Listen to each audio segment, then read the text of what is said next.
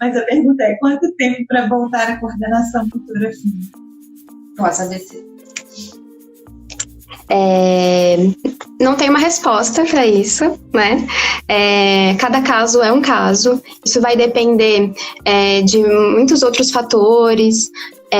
Às vezes a coordenação, assim, às vezes não. A coordenação motora fina está ligada com a movimentação do braço, com o equilíbrio, com o controle da postura.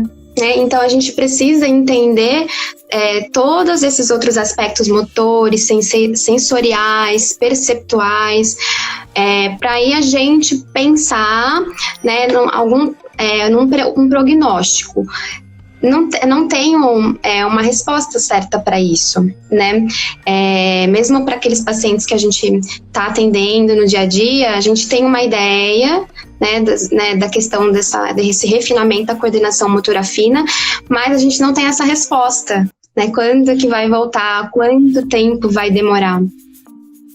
Tem alguma coisa de algum fator prognóstico, vamos dizer assim, igual tem, por exemplo, na marcha? A gente sabe hoje, através de estudos, que na fase aguda, logo após o AVC, ainda na fase aguda do AVC, se você avalia e o paciente tem uma boa força, por exemplo, de glúteo, que são os tensores do quadril, se o paciente tem um bom controle de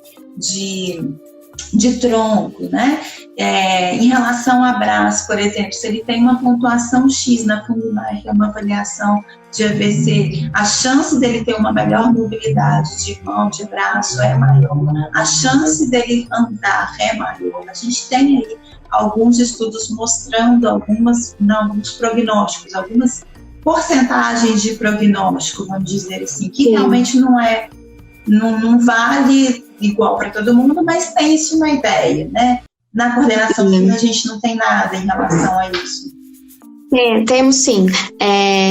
Os últimos guidelines, né, são do AVC, eles falam em pacientes com dificuldades motoras leves a moderadas, 65% têm um bom prognóstico motor, né, e tem essa questão da coordenação motora fina, né? Pacientes de moderado, com alterações moderadas funcionais para graves, essa porcentagem já diminui bastante, né? Isso principalmente aí 6 meses até primeiro ano pós-AVC. O que a gente sabe é pacientes no início que não possuem a ativação daquela musculatura, né, não conseguem mexer, tem um prognóstico mais reservado do que aqueles pacientes que já têm uma movimentação e algum certo grau de força. Sim.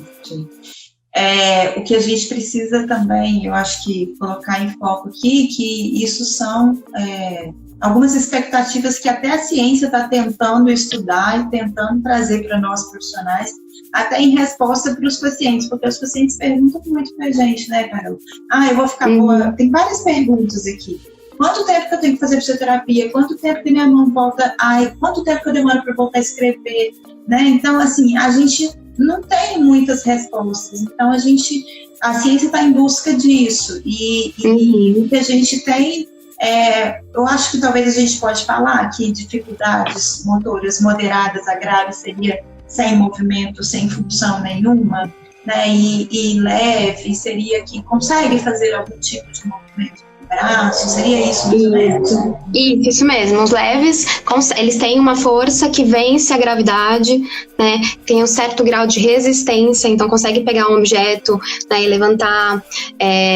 Tem uma seletividade de movimento do braço maior, né? Então consegue estender o cotovelo, né, quando quer estender o cotovelo e não fazer uma compensação e vai tudo junto, né, abrir mão, fechar mão, né, fazer pinças. Esses são pacientes com grau funcional mais leve, né, e que tem um prognóstico mais amplo para a questão da melhora na coordenação motora fina e da funcionalidade.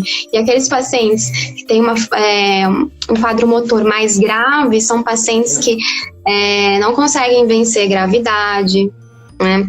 Não consegue levantar, tem baixa força, pouco controle voluntário do movimento. Então, são pacientes que têm mais dificuldades, né, nesse controle motor.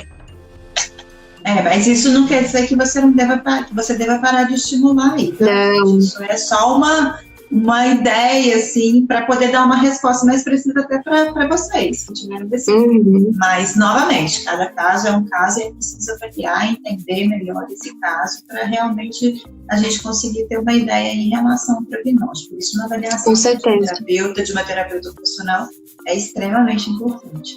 E aí entra uma outra pergunta que acho que está muito relacionada a isso. Fizeram aqui agora, recentemente, aqui nos comentários, que eu dei uma olhada, e fizeram também lá na caixinha dos stories, que se eu tiver um bom movimento de braço, ou seja, o movimento do braço interfere no movimento, na coordenação fina da mão? Sim, porque nosso desenvolvimento, ele é sempre, a gente chama do caudal, né, para cortical. Então, é sempre da estabilidade do movimento para as extremidades, né?